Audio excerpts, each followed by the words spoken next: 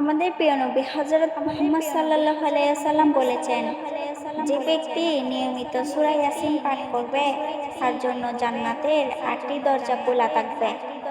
হযরত আবু জাফর রাদিয়াল্লাহু তাআলা আনহু বলেন, আমি রাসূল সাল্লাল্লাহু আলাইহি ওয়াসাল্লামের কাছে শুনেছি, মৃত্যু পথযাত্রী ব্যক্তির কাছে সূরা ইয়াসিন পাঠ করলে মৃত্যু যন্ত্রণা সহজ হয়।